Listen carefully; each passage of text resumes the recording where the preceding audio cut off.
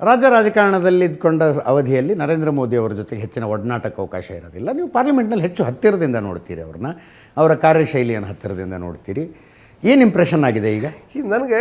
ಇಲ್ಲಿ ಕೂತ್ಕೊಂಡು ನೋಡೋದಕ್ಕೂ ಅಲ್ಲೇ ಕೂತ್ಕೊಂಡು ನೋಡೋದಕ್ಕೂ ಅಲ್ಲ, ಹತ್ತಿರ ಹೋದಾಗ ಭಾಳ ಹತ್ತಿರದಲ್ಲಿ ತೋರ್ತಾರೆ ಅಂತ ಇರೋದು ಒಂದು. ಇನ್ನೊಂದು ಅಗತ್ಯ ಇದ್ದಾಗಲೆಲ್ಲ ಮೊನ್ನೆ ಎಲ್ಲ ಹೋಗಿದ್ದೇವೆ ನಾವು, ಯಾವುದೋ ಒಂದು ಉದ್ದೇಶಕ್ಕೆ ಕರೆದಿದ್ರು. ಈಗ ಮುಗಿದ ನಂತರ ಕೈಸಾಯ ಪೂಜಾರಿ ಅಂತ ಕೇಳಿದ್ರು, ನನಗೆ ತುಂಬ ಖುಷಿ ಅನಿಸಿತ್ತು. ಅಲ್ಲೆಲ್ಲ ಹೋದಾಗ ನನ್ನ ಎರಡು ಕೈಗಳನ್ನು ಹಿಡಿದು ಹಸ್ತಲಾಘನ ಮಾಡಿದ್ರು, ನನಗೆ ಖುಷಿ ಅನಿಸಿತ್ತು. ಉಡುಪಿ ಬಂದಾಗ ಬೆಂತಟ್ಟಿ ಹೇಗಿದ್ದೆ ಅಂತ ಕೇಳಿದ್ರು, ನನಗೆ ಖುಷಿಯಾಗಿತ್ತು. ಅದನ್ನು ಬಿಟ್ಟು ಹೊಸ ಬೇಡಿಕೆಗಳು ನಮ್ಮ ಹತ್ರ ಏನಿಲ್ಲ.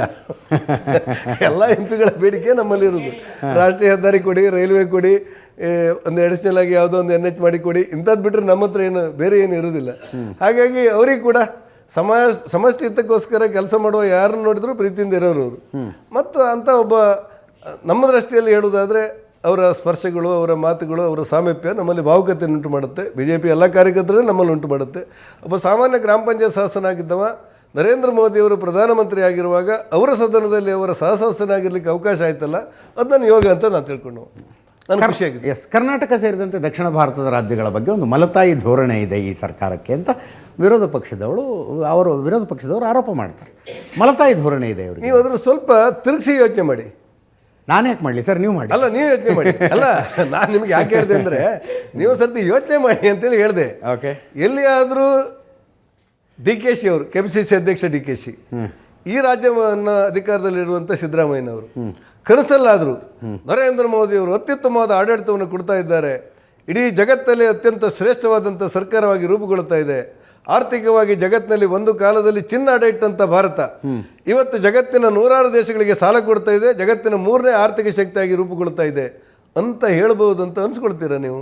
ಅಲ್ಲ, ಅದು ಆಗ್ಲಿಕ್ಕೆ ಆಗೋದಿಲ್ಲ. ಅಲ್ಲ, ನಿಮಗೂ ಅಪ್ಲೈ ಆಗುತ್ತೆ ಸರ್. ಸಿದ್ದರಾಮಯ್ಯನವರು ಅತ್ಯದ್ಭುತವಾಗಿ ಆಡಳಿತ ನಡೆಸ್ತಾ ಇದ್ದಾರೆ, DK ಶಿವಕುಮಾರ್ ಅಂತ ನೋಡಿಲ್ಲ ಅಂತ ಹೇಳ್ಬೇಕಂತ ನನಗೆ ರಾಜ್ಯಕ್ಕೆ ಒಂದು ಒಳ್ಳೇದು ಮಾಡೋದಿಲ್ಲ ಅವರು. ನಾನೇನು ಮಾಡೋದು? ಈಗ ನನಗೂ ಅನಿಸುತ್ತೆ, ನಾನು DKಶಿ ಅವರಿಗೆ ವಿರೋಧ ಪಕ್ಷ ನಾಯಕನಾಗಿದ್ದಾಗ ಹೇಳ್ತಾ ಇದ್ದೆ, DKಶಿ ಅವರೇ ದೇವರಾಜ ಅರಸು ಮಾದರಿಯಲ್ಲೇ ನೀವು ಹೋಗ್ಬೇಕು ಅಂತ ನನಗನ್ಸುತ್ತೆ. ನನ್ನ ಗ್ರಾಚಾರಕ್ಕೆ ನೀವು ಒಂದು ಕೂಡ ಆಗಿದ್ದೊಂದು ಕಾನೂನು ತರ್ತಾ ಇಲ್ಲ, ಬಿಗು ಇಲ್ಲ, ನೀತಿ ಇಲ್ಲ, ಸಡಿಲತ್ತಿದ್ದೆ, ಅನಿವಾರ್ಯತೆಗೆ ಹೋಗ್ಬಿಟ್ಟಿದ್ದೀರಿ. ಎಲ್ಲ ಟೈಮು ಕೂಡ ನರೇಂದ್ರ ಮೋದಿಯವರಿಗೆ ಬೈಯುವುದೇ ನಿಮ್ಮ ಸಚಿವ ಸಂಪುಟದ ಮತ್ತು ನಿಮ್ಮವರು ರೂಢಿಯಾಗಿ ಬಿಟ್ಟಿದೆ. ಕೆಲವು ಶಬ್ದಗಳು ನಿಮ್ಮ ಬಳಕೆ, ನಿಮ್ಮ ಏಕವಚನದ ಮಾತುಗಳು, ಉದಾಹರಣೆಗೆ ನಾನು ಕೋಟಿ ಕೊಟ್ಟರೂ ಕೂಡ ತಗೊಳ್ಳೋದಿಲ್ಲ, ನಾನು ಕೋಟಿ ಕೊಟ್ಟರೂ ಕೂಡ ನನ್ನ ಮುಖ್ಯಮಂತ್ರಿ ಏಕವಚನದಲ್ಲಿ ಕರಿ ಅಂತ ಹೇಳಿದ್ರೆ ನಂಗೆ ಸಾಧ್ಯ ಇಲ್ಲ. ಸಿದ್ದರಾಮಯ್ಯ ನನ್ನ ಮುಖ್ಯಮಂತ್ರಿ, ಬರೀ ಅವರು ನಿಮ್ಮ ಕರ್ನಾಟಕಕ್ಕೆ ಮುಖ್ಯಮಂತ್ರಿ, ಕಾಂಗ್ರೆಸ್ಸಿಗೆ ಮುಖ್ಯಮಂತ್ರಿ ಮಾತ್ರ ಅಲ್ಲ, ನನ್ನನ್ನು ಸೇರಿದಂತೆ ಇಡೀ ರಾಜ್ಯದ 6.5 ಕೋಟಿ ಜನಸಂಖ್ಯೆ ಮುಖ್ಯಮಂತ್ರಿ. ಹೌದು. ಎಂಥ ಸಂದಿಗ್ಧ ಪರಿಸ್ಥಿತಿಯಲ್ಲೂ ಕೂಡ ಮುಖ್ಯಮಂತ್ರಿ ನಾನು ಏಕವಚನದಲ್ಲಿ ಕರೆಯೋದು ನಾನು ಒಪ್ಪೋದಿಲ್ಲ, ಅದು ವಿರೋಧಿಸ್ತೇನೆ. ನಾನು ಅವರನ್ನು ಬಹುವಚನದಲ್ಲಿ ಕರೀತೇನೆ, ಇದು ನನ್ನ ಸಂಪ್ರದಾಯ ಮತ್ತು ಕ್ರಮ. ಅದೇ ಮುಖ್ಯಮಂತ್ರಿಗಳು ಸಿದ್ದರಾಮಯ್ಯನವರು, ನನ್ನ ಮುಖ್ಯಮಂತ್ರಿಗಳಾದ ಸಿದ್ದರಾಮಯ್ಯನವರು ಭಾರತದ ಪ್ರಧಾನಿಯನ್ನು, ಪ್ರಜಾಪ್ರಭುತ್ವದಲ್ಲಿ ಪ್ರಧಾನಿಯನ್ನು ಏಕವಚನದಲ್ಲಿ ಕರೆಯೋದು ಹೇಗೆ ಸರಿಯಾ ಅಂತ ನನಗನ್ನಿಸ್ಬಿಡುತ್ತೆ. ಹಾಗಾಗಿ ಮುಖ್ಯಮಂತ್ರಿಗಳ ಬಗ್ಗೆ ಗೌರವದ ಭಾವನೆಯನ್ನು ನಾನು ಹೊಂದಿದ್ದೆ. ಅವರೇನಾದರೂ ಒಳ್ಳೆಯ ಕೆಲಸಗಳನ್ನು ಮಾಡಿದ್ರೆ ಅದಕ್ಕೆ ಬೆಂಬಲ ಕೊಡಲಿಕ್ಕೂ ನಾನು ಸಿದ್ಧನಿದ್ದೆ. ನನ್ನ ಗ್ರಾಚಾರಕ್ಕೆ ಅದು ನಂಗೆ ಕಣ್ಣಿಗೆ ತೋರ್ತಾ ಇಲ್ಲ ಅನ್ನುವಂಥ ನೋವಿದೆ ನನಗೆ. ಅದೇನ ಕಾಮಾಲೆ ಕಣ್ಣಿಗೆ ಜಗತ್ತು ಆಗಿಲ್ಲ ಅಲ್ಲ, ಕಣ್ಣನ್ನು ತೊಳ್ಕೊಳ್ಬೇಕಾದ್ರೆ ನೋಡೋಣ, ನೀವು ಹೇಳಿದ್ರಿ ನಿಮ್ಮ ಸಲಹೆ. ಆದರೂ ತೋರೋದಿಲ್ಲ.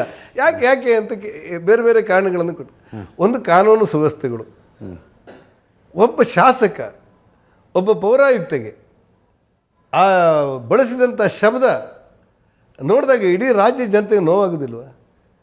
ಮತ್ತೆಲ್ಲ ಒಂದು ಕಡೆ ಬಳ್ಳಾರಿ ಜಿಲ್ಲೆಯಲ್ಲಿ ಶಾಸಕನ ಅಂಗರಕ್ಷಕನೊಬ್ಬ ಅವ್ರದ್ದೇ ಪಾರ್ಟಿಯ ಕಾರ್ಯಕರ್ತನಿಗೆ ಬೇಕಂತ ಹೊಡೆದಿದ್ದಾರೋ ಬೇರೆಂತ ಹೊಡೆದಿದ್ದಾರೋ ಗುಂಡು ಹೊಡೆದಾಗ ಅದು ಏನು ಅಂತ ಅರ್ಥ ಮಾಡ್ಕೊಳ್ಳೋ ಬೇಡವಾ?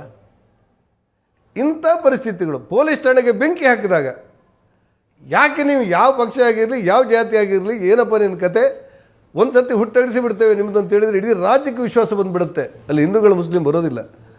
ಯಾವುದೋ ಕುಕ್ಕರ್ನಲ್ಲಿ ಬಾಂಬ್ ಇಟ್ಕೊಂಡು ಹೋದವನಿಗೆ ಅವನನ್ನು ನನ್ನ ಬ್ರದರ್ಸ್ ಅನ್ನೋದಕ್ಕಿಂತ ಅವನೊಂದನ್ನು ಅವ ಆರೋಪಿ ಅಂತೇಳಿ ಇವತ್ತು ಒಳಗಾಗ್ತೇನೆ ಅಂತ ಹೇಳಿದ್ರೆ ಯಾರು ಮಾಡೋದಿಲ್ಲ?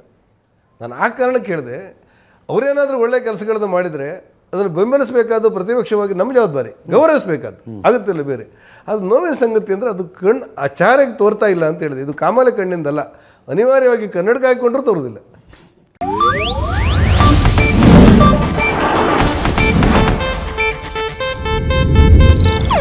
ಇದು ಏಷ್ಯಾನೆಟ್ ನ್ಯೂಸ್ ನೆಟ್ವರ್ಕ್ ಪ್ರಸ್ತುತಿ.